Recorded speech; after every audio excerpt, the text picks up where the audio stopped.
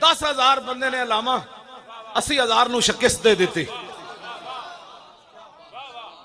बाबरी मस्जिद मंदिर की जगह नहीं बनी, उन्होंने जो राना सांग वाला दर्द है ना, वो सदियां बाद भी नहीं भुलिया।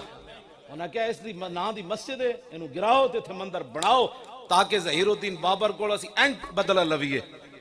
इत्थे ऐ जे नालायक लोग आ रहे हैं जेडे मंदिरों की तामीर वास्ते मनसूबे बना रहे हैं कि असीं मंदिर पाकिस्तान सारे पुराने तामीर कर रहे हैं। तुसीं की करना है मैनू ये दसो। साड़ी चुगलियां करनियां तुसीं पिछे बह के मौलाना साहब इंज गल्लां करदे हैं, मौलाना साहब बड़ियां डाडियां गल्लां। दसो किहड़ियां मैं डाडियां गल्लां करना। मैं तो इतना ही कहदा कि ओ रणजीत सिंह शेरे पंजाब नहीं और दाता अली अजमेरी शेरे पंजाब है, मैं सुल्तानुल हिंद शेरे पंजाब है।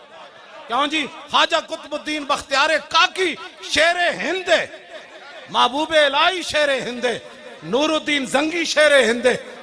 क्यों जी? शहाब